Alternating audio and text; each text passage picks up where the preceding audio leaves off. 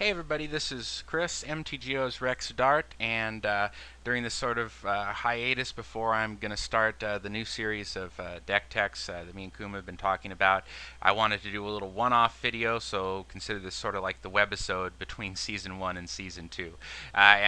This is all about creature removal, and I'm not going to be talking about sweepers today, but I am going to be talking about both spot removal and edict effects, and we're going to look at what the most commonly played spot removal spells are, what the most commonly played creatures are in the format, and what the relationship between those is. And that'll be part one of the video. In the second video, we're going to talk about creatures that you could be playing and aren't, and why. So let's kick this off with a quick rundown of spot removal and the different sort of schools of spot removal. On one side here you have damage-based spot removal, such as Lightning Bolt. Lightning Bolt, of course, can go to the face, but you have other types of damage removal that does not go to the face, such as Flame Slash. You may get a bonus stapled onto your damage-based removal. You may be able to get it attached to a creature. Sometimes it can split up among multiple targets, and the black versions tend to come with a Drain Life element to them. The most popular removal in the format is Swords to Plowshares, and Path to Exile is close on that list, as we'll see. And these are both excellent for being cheap, but of course they also exile, so they get around things like being indestructible.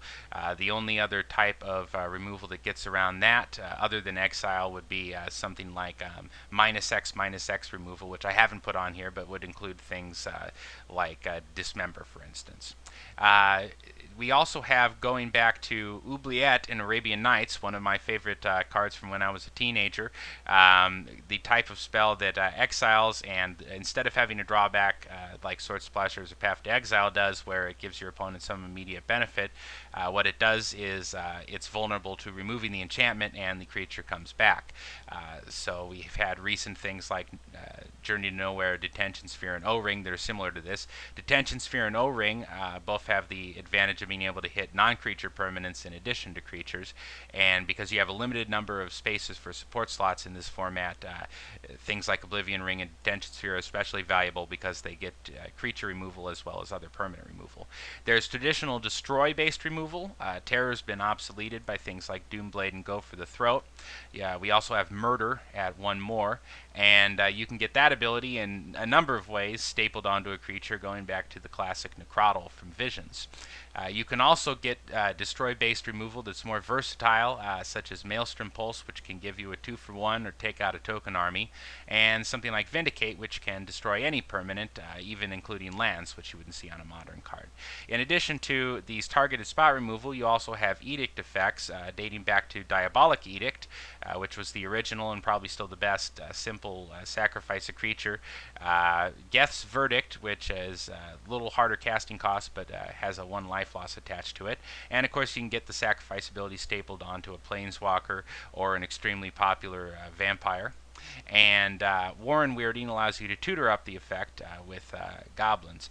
You would also have in Legacy in general Innocent Blood, which is 1 black and both players sacrifice a creature. Not seen as often in Legacy Tribal Wars. But other than those 5 plus Innocent Blood, most of them are just strictly worse than one of these, so these are the ones that you really have to know about.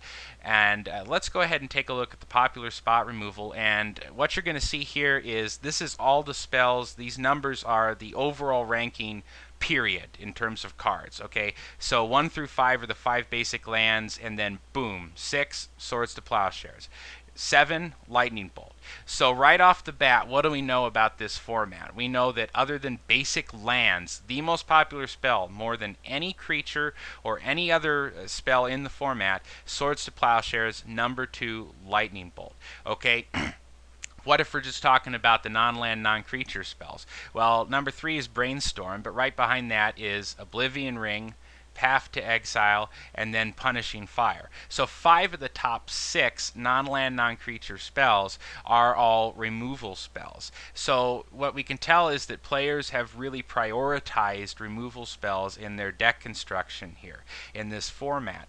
And the basis for that is that what everyone says all the time about this format, has been playing it as well. Everyone has 20 creatures in their deck, and so removal spell is always going to have a target. It's always a good way to interact interact with the opponent. And so of course people construct their decks that way, and that's why we see removal spells being really high up on the list here in shaping what this format is. Looking at all the other cards in the top, I believe 150 here, which are removal or edict effects, we have Gatekeeper Malakir coming in at 26, and Murderous Redcap at 43, which along with some of the assassins lower on here is due to the popularity of assassins, and of course Gatekeeper Malakir fits in both aggressive and controlling vampire lists. Go for the Throat is the first traditional destroying mechanic on this list. We have Incinerate here and Lightning Helix as Lightning Bolt variants. We have Geth's Verdict, the original Necrotl, and Grim Lavamancer, which is excellent repeatable removal. We have Chain Lightning here is yet another Lightning Bolt clone. Corrupt at number 120, which is usually a finisher to go to the face at the end in mono black lists, but can go to a creature. Naturalize is sort of pseudo removal here. It could take an artifact creature, but mostly is going to take some other permanent. And then of course Skin Render, sort of the Flame Tongue Kavu or Necrotl of the modern era. Now if you're looking at this list and you're seeing, okay, Swords to Plowshares is the most popular spell, period, in Legacy Tribal Wars. Lightning Bolt is number 2. What might you expect the popular creature base to look at? Well, I think that you might expect it to include creatures that are resistant to Swords to Plowshares or Lightning Bolt. But guess what you don't see on the list of most popular creatures? Anything that doesn't die to Swords to Plowshares or Lightning Bolt. If you don't believe me, here it is. I've split this up. This is the top 75, and we'll talk about that bottom here in the end. This is every creature in the top 75. And now this is heavily based on which tribes have been popular. But the fact that these tribes are popular and that the Sword Splashers and Lightning Bolt can kill every creature in these tribes should tell you something about how people are approaching this format, and it does seem a little odd. Okay, so the first 3 are all elves. This one is Gatekeeper Malakir. This is, again, this is your own removal, essentially. Stoneforge Mystic is so high because she used to be playable off tribe. She isn't anymore. Werewolves are extremely popular, so you've seen Mayor of Averbuck, Daybreak Ranger. Miscellaneous Merfolk here, take my word for it, they all die to Sword Splashers or Lightning Bolt. Murderous Redcap again because of assassins. We get Snapcaster Mage here at 48, which has a difference from a lot of the creatures, which we'll explain here.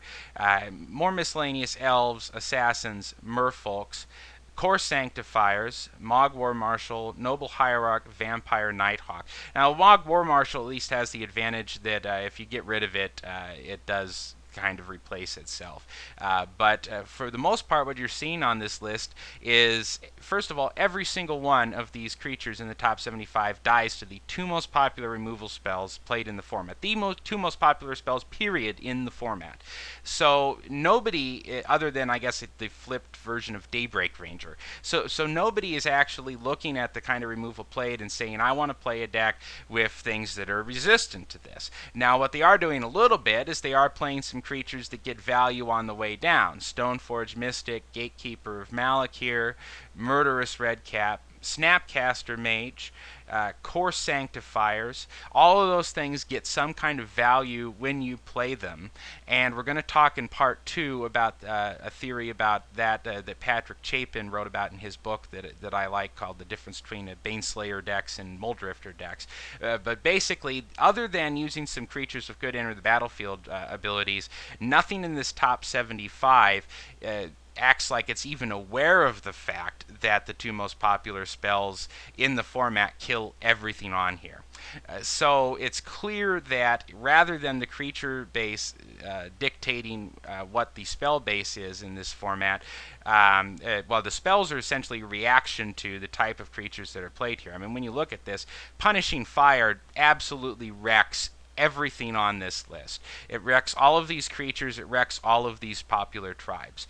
And so you can hardly blame people for playing it in so many decks. Why haven't people changed their decks? We're going to take a look at deck construction, creature choices, and everything in the second video and see if we can come to some conclusions about that.